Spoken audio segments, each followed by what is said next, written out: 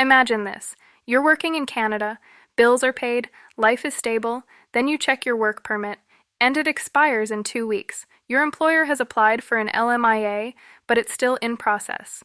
No approval, no update, and the clock is ticking. So what do? Do you quit? Do you leave Canada? No, not necessarily, because there is a legal option most workers don't know about. It's called concurrent processing, and in 2026, it could literally save your status. Let me break it down in simple language. What is concurrent processing? Normally, the rule is simple. Employer gets LMIA, then you apply for work permit. But concurrent processing flips that order. It allows you to apply for your work permit even if the LMIA is still under process. This was created by IRCC for people who are about to lose status because of delays. It's not a shortcut, it's an emergency bridge. And if used correctly, it gives you maintained status, meaning you can stay and keep working legally in Canada. Who can actually use concurrent processing? This is important. Not everyone qualifies. You must meet both of these conditions. 1. Your work permit expires in 14 days or less, not 20 days, not 3 weeks, 14 days or fewer. 2.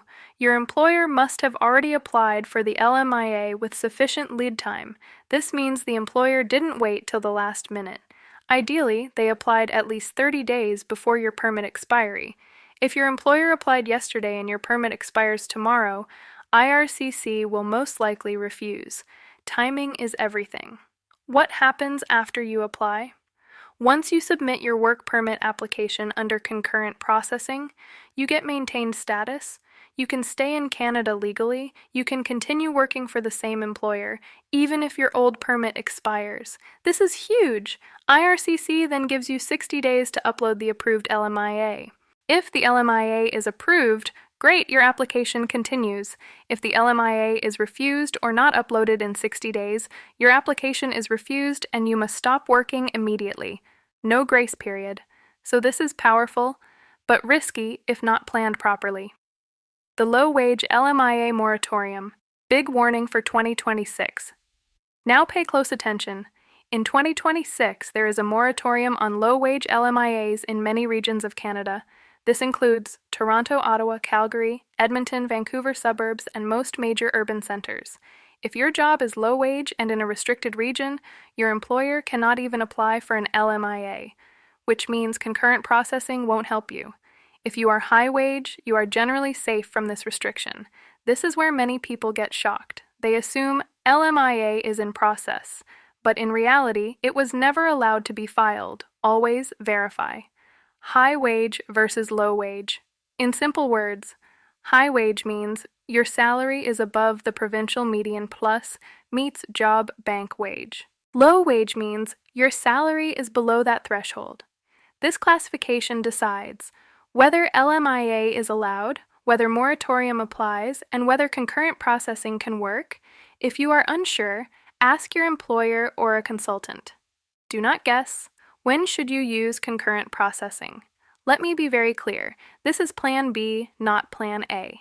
Best case, LMIA approved early, normal work permit extension, no stress.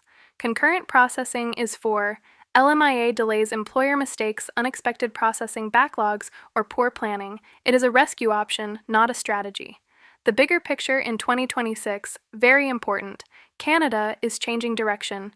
TFWP intake, 82,000 to 60,000. At the same time, PNP increased to 91,500. Translation: Canada wants fewer temporary workers and more permanent residents.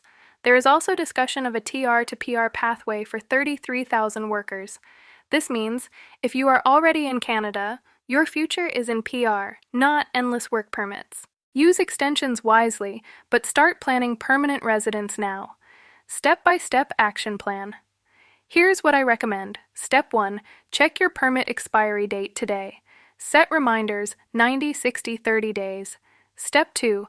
Talk to your employer early, at least 3 months before expiry. Step 3. Confirm high wage or low wage category. Step 4. Check if your region is under LMIA moratorium. Step 5. Start LMIA process early, 90, 120 days before expiry. Step 6. Track the LMIA file number. Step 7. If within 14 days and no LMIA, apply via concurrent processing. IMM 52710. Step 8. Upload a strong letter of explanation. Step 9. Upload LMIA immediately when approved. Step 10. Save all documents, no shortcuts, no assumptions. What if things go wrong? If LMIA is refused, your work permit is refused, you must stop working immediately. If 60 days pass with no LMIA, same result. Then your options are restore status within 90 days or leave Canada.